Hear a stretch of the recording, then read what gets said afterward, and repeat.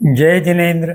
Jain soul इस मेरे channel पे आप हमारे वीडियो देखने के पश्चात लाइक करें, सब्सक्राइब करें और नोटिफिकेशन बेल आइकॉन दबाएं, जिससे आपको हमारे वीडियो की सूचना सबसे पहले प्राप्त होगी। और आप हमें हमारे वीडियो के नीचे दिए गए पेज पर भी फॉलो कर सकते हैं। जय जिनेन्द्र। केवली प्ररूपी धर्म यह उत्कृष्ट मंगल है, इस सिद्धांत पर हम विवेचन कर रहे हैं। एक केवली प्ररूपित धर्म ही, दर्शन ही ऐसा है जिसमें मुक्ति का मार्ग बताया गया है। मोक्ष प्राप्ति मार्ग के 6 स्थानक है या वह आस्तिकता से संबंधित है, इसलिए उसे आस्तिक्य भी कहा जाता है। इसके संबंध में हमने प्रारंभिक विवरण इसके पहले चित्रण में किया था। अब इनका थोड़ा और अधिक गहराई से विवेचन करते हैं। पहला स्थानक है अज्ञान ही अस्तित्व को नकारता है। आत्मा है, यह श्रद्धा है, और जब इस श्रद्धा पे विश्वास नहीं होता तो वह आत्मा के अस्तित्व के संबंध में अज्ञान है, और वही अज्ञान नकारने में या अस्वीकार करने में सहायक है। तो इस नकार देने वाले या अस्वीकार करने वाले का क्या संबंध है? वह कौन है जो शरीर से अपने कार्य करा लेता है? वह अधिष्ठाता है, और उस अधिष्ठाता का नाम यानी अर्थात शरीर में उपस्थित जो शक्ति है वह आत्मा है। और प्रत्येक जीव को यह अनुभव होता है, जिसे स्व की अनुभूति कहा जाता है। उसका उत्तर देते हुए वह जीव कहता है कि मैं हूँ, अर्थात मेरा अस्तित्व है, और यह कहने वाला जो है वह आत्मा है। शरीर में जो इंद्रिय है वे केवल संकेत, संवेदन देने के साधन हैं, परंतु उसका संकलन करके वास्तविक संवेदना या निष्कर्ष कराने वाली जो शक्ति है, जो ऊर्जा है, वह संकलक शक्ति आत्मा कहलाती है। विज्ञानवेत्ता मैकडूगल ने कहा था, मानसिक चेष्टाएं मूलभूत की विशेष अवस्थाएं हैं। अर्थात जो जो मानसिक अवस्थाएं मस्तिष्क में उत्पन्न होती है वे मूल तत्व की, अर्थात आत्मा की, प्रथम मूल द्रव्य की विशेष अवस्थाएं हैं। उस मूल तत्व को ही आत्मा कहा जा सकता है। अन्य कोई ऐसी शक्ति नहीं है जिसे कोई आत्मा का नाम दे सके। चित्त एक अवस्था है, उसे आत्मा नहीं कहा जा सकता। वह एक अंग है, परंतु वह चेतन अंग है। अंतःकरण यह भी कहा जा सकता है, वह भी एक भीतरी अवस्था है, दशा है, परंतु उसे भी आत्मा नहीं कहा जा सकता, परंतु आत्मा के अस्तित्व के कारण ही अंतःकरण होता है। दूसरा स्थानक है आत्मा नित्य है, अर्थात ऐसा कभी नहीं हुआ कि आत्मा नहीं था, नहीं है और नहीं रहेगी। यह जो बात है इसे नित्यता कहते हैं। इसका तात्पर्य क्या है कि यह आत्मा रूपी प्रथम मूल द्रव्य शाश्वत है, निरंतर है, सदा है, तीनों कालों में है, भूतकाल, वर्तमान काल और भविष्य काल में आत्मा उपस्थित है। इसी आत्मा के जीव के शरीर में अस्तित्व के कारण जीव में संज्ञाएं उत्पन्न होती है या वृत्तियां जन्म लेती है। अंग्रेजी में इसे इंस्टिंक्ट कहा गया है, जो प्राकृतिक है। जैसे जन्म होते ही मनुष्य का बालक अपने आप स्तनपान करने की दिशा में सक्रिय होता है। अब उसे यह किसने सिखाया? वह तो अभी नवजात है, और नवजात को यह कैसे पता चला? इसका उत्तर है, इसके पहले के पूर्व जन्मों में उस जीव को विभिन्न जन्मों में वह अभ्यास हो चुका है, क्योंकि आत्मा सदा उस जीव में है और उसकी वह आत्मा सततता में है, कंटिन्यूटी में है।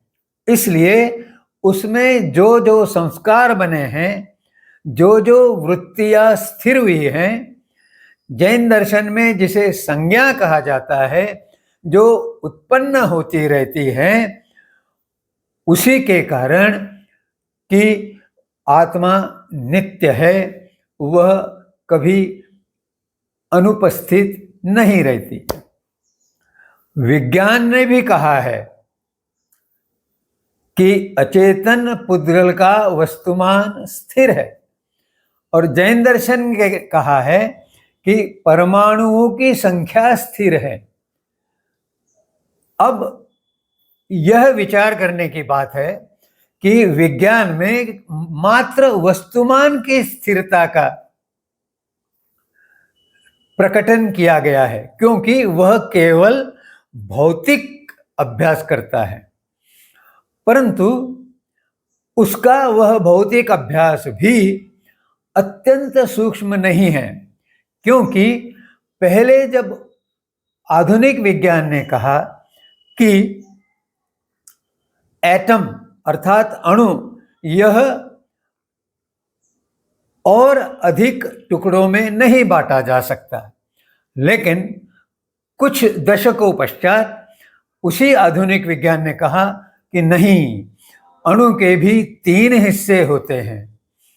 यहां जाकर बात रुकी नहीं, धीरे धीरे धीरे धीरे यह सूक्ष्म और अधिक सूक्ष्म और अधिक सूक्ष्म क्वार्क नामक कण तक पहुंची, और इस शताब्दी के दूसरे दशक में यह प्रमाणित हुआ कि क्वार्क के भी और सूक्ष्म कण हैं।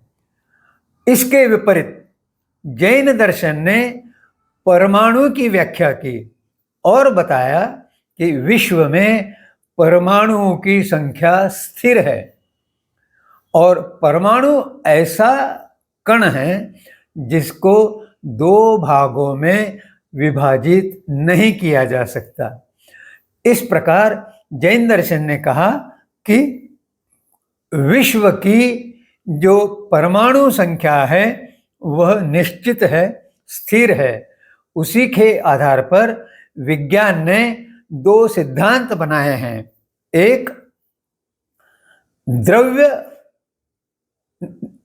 कभी क्षरण नहीं हो सकता, अर्थात द्रव्य हमेशा स्थिर है, और दूसरा विश्व की ऊर्जा स्थिर है, क्योंकि आधुनिक विज्ञान ने द्रव्य का वस्तुमान और ऊर्जा इसका समीकरण आइंस्टाइन के सिद्धांत द्वारा बताया है। अब आत्मा नित्य होने के कारण परमाणुओं की संख्या स्थिर है, यह वह स्पष्ट रूप से बता सका है। तीसरा स्थानक या श्रद्धा रूप है आत्मा करता है। अगर आत्मा शरीर में नहीं हो तो वह शरीर कार्य नहीं कर सकता। आत्मा द्वारा ही कार्य करने की प्रेरणा मिलती है, इसलिए इसे औपचारिक रूप से आत्मा करता है ऐसा कहने का प्रघात है, पद्धति है। उदाहरण स्वरूप हम इस बात को ले सकते हैं कि घट कैसे बनाया जाता है, अर्थात मिट्टी से लिया हुआ जो गोला है उससे घट कैसे बनाया जाता है। मिट्टी का गोला पदार्थ है और घट उसको दिया गया आकार के कारण अंतिम लक्ष्य है, साध्य है। इसे कौन साध्य करता है? कुंभकार करता है, तो उसे हम साधक कह सकते हैं। कैसे वह साधक करता है? तो उसके चाक पे वह गोला रखता है, फिर डंडे से उस चाक को तीव्र गति देता है और उसके शरीर के जो हाथ है उनके आधार से उस मिट्टी के गोले को आकार देता है जो वह चाहता है। तो इस प्रकार चाक, डंडा और शरीर ये उस कार्य के साधन हुए, और इस कार्य के साधन और साधक को उपयोग करने वाली जो शक्ति है, जो प्राण है, जो ऊर्जा है, वही आत्मा है।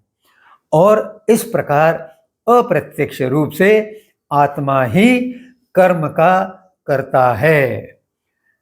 केवल एक ही तत्व है जो देखता है, सोचता है, अनुभव करता है और स्मरण रखता है, ऐसा डॉक्टर गॉल का कथन था। अब वह तत्व है, वह देखता है, देखने की क्रिया करता है। इसी प्रकार सुनता है वगैरह भी हम जोड़ सकते हैं। सोचता है, मन भी पौद्गलिक है, वह सोचता है, मन के माध्यम से सोचता है, अर्थात सोचने की क्रिया करता है। वह अनुभव करता है, जो कुछ उसने देखा, सुना, सोचा, उसके आधार पे जो क्रिया हुई, उस क्रिया के परिणाम का वह अनुभव करता है। यह भी क्रिया है। और उसके पश्चात जो अनुभव हुआ है, जो अनुभूति हुई है, उसका स्मरण रखता है। उस स्मृति को वह मस्तिष्क में संग्रह करता है, वह भी क्रिया है। इस प्रकार क्रिया करने वाला जो है वह कर्म करने वाला ही आत्मा है। इस प्रकार तीन विभिन्न स्थानकों का या श्रद्धाओं का आज विवेचन समाप्त करते हुए आपसे विनम्र निवेदन है कि अपने मन में उठी शंकाओं का निवारण करने हेतु उन शंकाओं को कमेंट सेक्शन का उपयोग करते हुए मुझे तक प्रेषित करें, तो आपकी शंकाओं का निवारण हो सकेगा। जय जिनेंद्र।